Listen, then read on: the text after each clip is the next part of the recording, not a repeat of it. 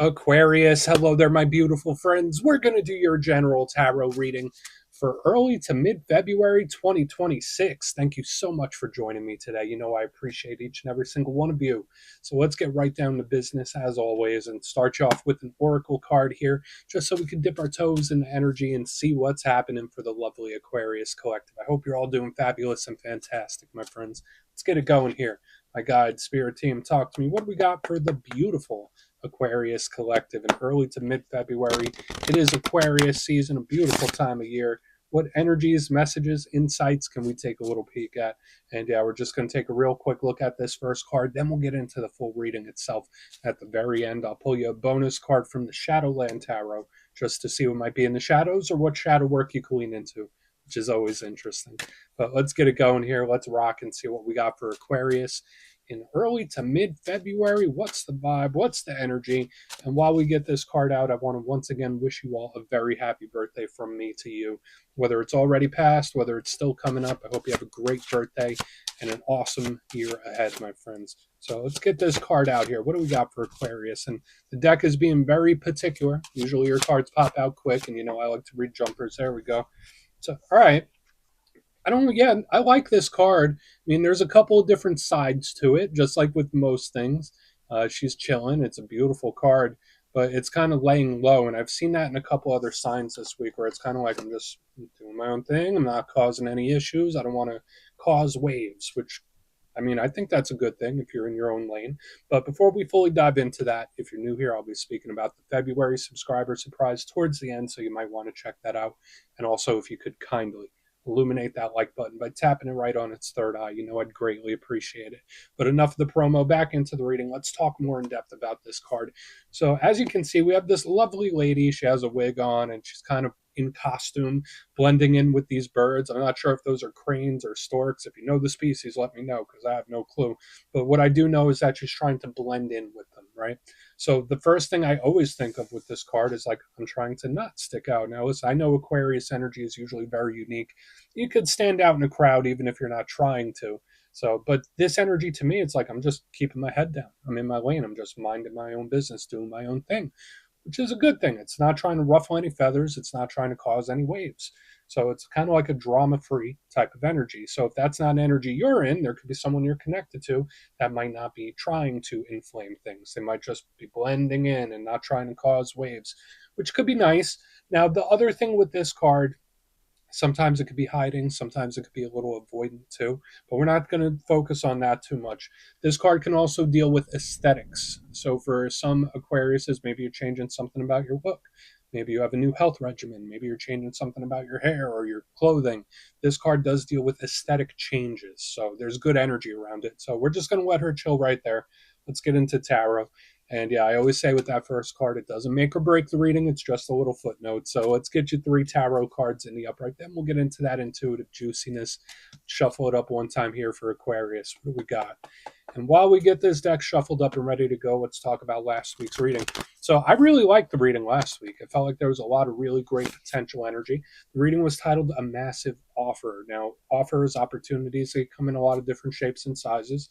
Sometimes it's work and business. Sometimes it's emotional offers and talks. So that felt great. It felt like options, right? So that could bleed over for this week. So keep your eyes peeled. There was definitely good energy. So I hope something came in for you. But we're going to see what shows up this week. As you know, energy is very fluid, never set in stone. So only take this how it hits for you, because we could be seeing your vibe or somebody else, right? Let's get it going. 3 cards here for my Aquarius friends. What do we have in early to mid February birthday season? Okay. Wheel of Fortune. I'll take it. Now, this has been showing up for a lot of the air sign readings. Yeah, definitely. I love the Wheel of Fortune, but there obviously can be some drawbacks with it. We're not going to focus on that too much yet, but that's a great way to start a reading. Great way. Very powerful, powerful energy. Let's get a couple more here. What do we got? Hey, we got our good friend here, the King of Cups, aka Kyle of Cups himself without a beard. He has himself a little goblet. He's chilling out. He's having a darn good time. Let's get one more. So far, I'm liking what I'm seeing, Aquarius. Now, again, you know how readings could go. I don't want to jinx it. Okay, cool. So, what do we have here, my friends? Okay, yeah, lots of people. Lots of people. So you're going to have a bonus here this week, my good friends. So we got the Emperor himself, who's chilling right there. There's a lot of people showing up, and you do have a bonus as well with the Knight of Cups. So people everywhere, right? Lots of water energy, which is another commonality I've been seeing throughout the whole entire zodiac. But let's go through. I'll give you some of the classical meanings and archetypes, then we'll get into that juicy, intuitive stuff. First look, first glance. I always like to look at the elements because it tells us the areas of life and how energy could move. Water heavy, right? Because we got the King of Cups and the Knight of Cups. Water is the emotional realm, the realm of feelings and things or people we care deeply for. It's great for creativity, so getting those creative juices flowing, whether it's through art or creation or writing, you name it, music, it's expressing oneself. So I love water energy for that. But the downside with water energy, aside from also being the relationship one as well, water can ebb and flow a little too much, right? Water is up and down, back and forth. So that's an energy we want to keep an eye on. We also have fire here with the Emperor. Fire is the realm of action and vitality. So whether it's the actions you take, actions other people take, actions you decide not to take, it's passion, drive, desire. It could deal in with health and just your overall energy levels as well. But the downside to fire is that it could be explosive, right? It could take a little left on you sometimes. So, like these energies on the back, they're not the most predictable. And then obviously the Wheel of Fortune, that's just an overall karmic energy. It could be multiple elements. So, let's go through and start building this out piece by piece. Position number one, we start with a banger, my friends. We have the Wheel of Fortune, one of my favorite cards in the whole entire deck. And I always say the wheel to me is like a four-leaf clover. It's whether it's like a little turn of good luck or something that just works out for you. To me, it's like, oh, I'm feeling lucky, and I like it. So to me, it's always a positive, even if it does have some challenges. The wheel to me is a great card, and I'll take it. Even in reverse, I'll take the wheel. So yeah, pretty self-explanatory, right? When I see the wheel, I think of Jupiter energy. So it's expansive, it's protective, it's lucky. So again, luck might be on your side. You might be a little more willing to take a risk in this time. And that comes with the downside of the card because when we're feeling lucky, yeah, we'll take risks or we'll act on urges. So in this time, just know you might have more urges than you normally do, or you might be willing to gamble or be a little more dangerous than you normally are. And we'll take a look at that. Now, the Wheel of Fortune also is a karmic energy. It can represent the cycles of life, the transformations, the ebbs and flows of life, just like with the water, the ups and downs. So it can represent change. It can represent karmic spiritual energy as well. The only downside to it, aside from the riskiness, is the fact that the wheel moves quick. It's not like the world card. The wheel is fast. It's sudden, it's quick, it's unexpected. So we're going to keep a very close eye on this. Now, moving to the center, got one of my favorite cards, obviously, right? We got our good pal here, Mr. King of Cups himself, Kyle of Cups. So, the thing I always say about kings, they all represent control of their respective suits. So, I already told you, this is the emotional suit. It could deal with the emotions we feel, it could deal with things or people we care for. It's heavily with relationships and creativity. So, the King of Cups is great because it's like, yeah, no, I got a hang of this, or I got a handle on this. Everything's fine. So, when I see this, it's like, yeah, I got things under control. But something to always keep in mind with the King of Cups, aside from everything we already spoke about, it represents the fullest expression of the suit. So these are pretty big feelings. So you might be feeling some pretty big feelings, whether good, bad, or indifferent. Just keep it in mind. It's emotionally ramped up. That's what I'm picking up here with the King of Cups. Now, what might be the downside of the King of Cups? Sometimes it can represent issues with personal relationships. Sometimes the King of Cups can represent emotions that are a little too big or a little too volatile or a little too up and down. Sometimes it could also represent someone that knows how to press our buttons, right? They know how to make us feel a certain way. So we'll circle back on him. On the back end, we got our another good friend, right? We got the Emperor, love it, big Aries vibes. Some people also put Taurus under this bracket, and the Emperor gets a bit of a bad reputation, but I think it's good. Now, it could represent a divine masculine figure in your life. It could represent someone that's an authority figure. So think of like a boss, manager, supervisor, someone that has a lot of sway. When I see the Emperor, I think of the King of Kings. So for some of you, you might be even stepping into this. Remember, it's not all just about gender and all that stuff. So when I see the Emperor, it's like, yeah, I got this. I'm taking control. I call the shots. It's that kind of energy, which there is a time and a place for that type of vibe. So some of you might be there. But the downside to the Emperor, it could be a little overbearing sometimes. Sometimes it could be a little too controlling, a little too my way or the highway.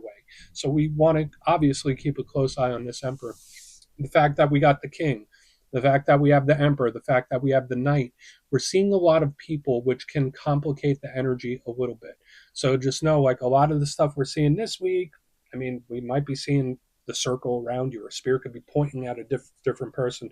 But we do have the Knight of Cups as your bonus. We're not going to overcomplicate this as well. A lot of the similar archetypes to the King of Cups. Knights to me represent action, and they also represent communication. So this could be some sort of talk or message that we're seeing here with the Knight of Cups. But usually it's Prince Charming, right? This is an energy that's good with its words. It's smooth. It's moving at the right pace. So initially, with all these cards, I'm liking what I'm seeing. But I want to dive deeper in all of it. Let's do it. Let's jump in and clarify. Okay. Let's get a good shuffle here. And yeah, this is where I go intuitive with the message, which means I just tell you how it feels to me. So feel free to do further research or rely on your base knowledge of tarot, because as you know, every single reading is about the reader's interpretation. And I'm just giving you mine. Let's go in on that wheel. And yeah, if you're a reader yourself, please feel free to play along. That's why the box is here. If you're feeling any messages you want to give to Aquarius, you could drop it in the comments. I don't mind at all. Okay, why is the wheel here? Thank you. Okay. Yeah, this energy, it's like it just stumbles upon me. And I think that's actually really great. So we have the Three of Wands with the Wheel of Fortune. This is a big change in someone or something's energy. And it's like I don't do much to make it happen. Like it kind of just happens like suddenly. So I do feel for some of you, there could be a sudden change, whether that's within you, feelings, how you view something, a sudden change of perspective, or even how somebody's acting. I feel like for a lot of you, it could come in a lot of different ways. Now, with the wheel and the Three of Wands, like to me, it's like, yeah, here it comes. You've been wanting it, you've been waiting on it. So I feel like for a lot of Aquariuses, there could be something or someone that you may have been waiting on or giving the benefit of the doubt, and this energy is like magnetized at you. So it is giving me that, like, here comes Aquarius, or here they come. It's giving me that kind of vibe. So those are the main two things I'm thinking. Usually the Three of Wands represents those ships about to come in. It's huge for manifestation. So just know in this time, now is a great time to purposely manifest and pull things in, because there is a certain magnetism around the Aquarius collective in this time where it's like you don't have to chase something down, you let it come to you, which I think is nice. So we're going to keep moving forward. Again, this is either a change where you didn't really have to do much to make it shift, or it's an energy that's coming at you. That's the vibe. So again, we have this lucky bounce as well. I like that. Let's see what the King of Cups has, because I don't want to call this reading 100% a success yet. It's looking good. We're getting there. But let's see what's up with the King of Cups. How's our good friend there? What's in that chalice? What's in that glass? Ten of Cups, Aquarius. It's like we're getting better and better. We're getting better and better. You can't do much better than the King of Cups with the Ten of Cups. The only cautionary tale I have here in the center is just big feelings, right? So if you have ways and modes and manners to deal with big feelings, then you're golden, my friends. This is huge. Ten of Cups is massive. It's wish fulfillment, and you see it. We have the happy family, the kids, the house. They're out in nature. It's a bright sunny day. We got the rainbow, the 10 full cups. I mean, this is one of the better spreads I've pulled for you in a very long time. That's obviously massive win, victory, blessing, whatever label we want to put on it. I like it, because it's like something happens and I am pleased. I'm very pleased with the results.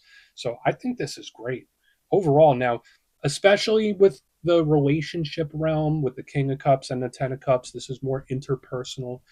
Whereas like this could be more earthly and monetary. I'm seeing it straight across the board, where it's like, yeah, this energy's coming at me. So it seems like Aquarius has a certain magnetism right now. Maybe it's because it's your birthday season, but it's like, I'm pulling this to me, I'm pulling this to me.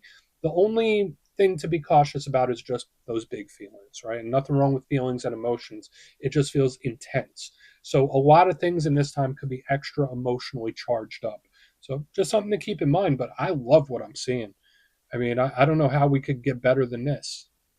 So great stuff. I'm excited for you. Let's see what's up with the Emperor. We'll see what he has. Then we'll do a quick little recap before we get into the shadow. So I like it. I like it quite a bit, my good friends. So why is the Emperor here? Very first shuffle. Okay. So the only thing that I think could harsh your vibe is other people. That sounds wrong. That sounds mean, but that's kind of how it feels to me because it's like outside influences messing with my vibe. So I want to take your attention back to this very first card where it's like I'm just kind of doing my thing. I'm in my own mode. I'm minding my business. I'm doing what I do. This energy feels the opposite. There's just a lot of people here. Now, can we chalk that up to the magnetism that I said I've been feeling?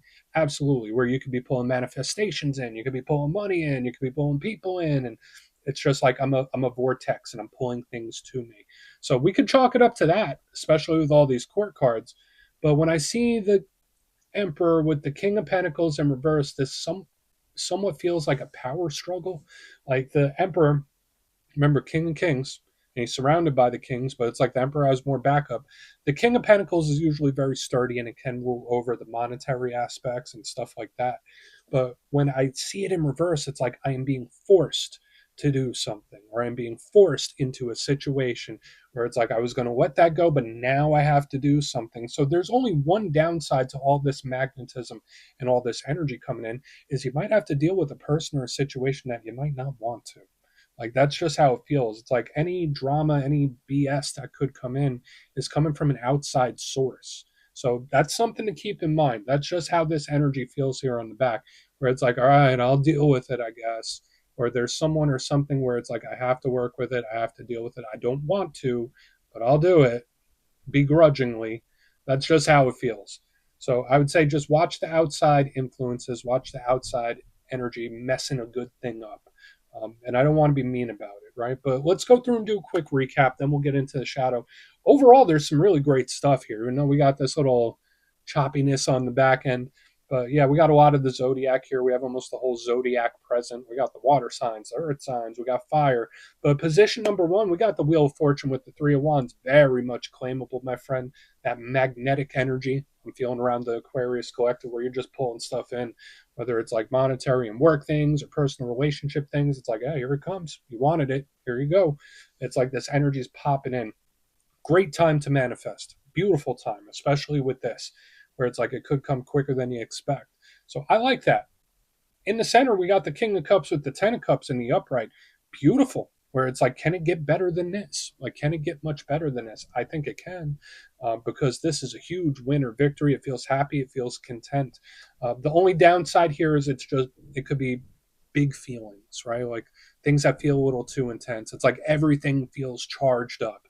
So just something to keep an eye on. But aside from that, I'm loving what I'm seeing. We got massive wins and victories here. On the back end, we have the Emperor with the King of Pentacles in reverse, and this does feel like being forced to do something. And if there's any sign in the zodiac that does not like to be forced to do a damn thing, it's Aquarius. Trust me, I know. So when I see like this Emperor, King of Pentacles, it's like, oh, I don't want to do this, but I have to.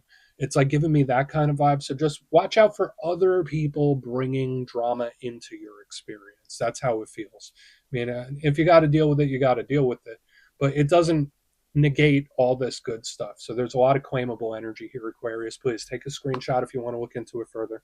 Let's see what's in the shadows. Okay, let's get a good shuffle here. And yeah, I always like to pull one shadow card at the very end just to see whether it's something within you or something you don't quite see. Shadow cards don't always have to be a challenge, they could be a good thing. So let's get you one. And yeah, if you made it to this point in the reading, please feel free to check out channel memberships. I'll put a link for it in the comments below. It's a beautiful way to support the channel. I have much love for all my channel members. Okay, let's get this going. What do we got for Aquarius? Thank you. Cool. Death card. Don't get freaked out about the death card. I always go on a whole tangent and speech about this card being misunderstood because it is. Death doesn't mean like, oh, something terrible is coming. It doesn't mean that something tragic is going to happen. It's, to me, when I think of the death card, I think of a phoenix rising from the ashes. I always say that. Even though the imagery of the death card can be a little unsettling, the energy behind it is actually a good thing. Now, yes, can death represent out with the old, in with the new? Can it represent certain endings and chapters closing? Yes. Can it be heavy? Absolutely, it can. But to me, it's an energy of remaking myself or remaking oneself. So for a lot of Aquariuses, maybe you are in a time, and we're always going through change, right? That's something, life is all about change, but sometimes change is a little more intense than it usually is. For some of you, you might be going through an intense period of transformation. Now, Another portion of you might be connected to Scorpio. We do have little signals and signs of Scorpio energy all over the place here. So if that's the case, there is that energetic imprint with you in the Scorpio. But for those of you that are not, death is just, it's karmic, it's inevitable, it's transformation, but you will come out the other end. That's just something to keep in mind. So you could be thinking about the past a lot too. So, Aquarius, we're going to leave it at that, my beautiful friends. That's what I have for you this week. Don't click away just yet, though. I'm going to give you the details. The February subscriber surprise. If you would like further insight on your situation, you could book a personal reading with me at my website, mastermetaphysics.com, so we could have a little chat. My February calendar is up, so go check that out. They usually go pretty quick. But for the February subscriber surprise, we're doing a nice different style this month. We're doing a winner's choice. So the winners, which will be 3, will have their choice of the Tarot of the Owls, the Gilded Tarot Royale, or a handmade crystal pendant from my shop, mastermetaphysics.com, once again. So if you'd like to get your name in for this, it's 2 simple things. As always, my friends, first, you must be subscribed. And second, let me know down in the comments, out of all the cards we saw in this week's reading, which one caught your attention the most, whether it really inspired you or hit you right in your feelings. Anyone that stood out to you, and you'll be entered to win. And at the end of the month, the winners will be announced in my community tab. As always, my friends, much love, and I'll see you soon.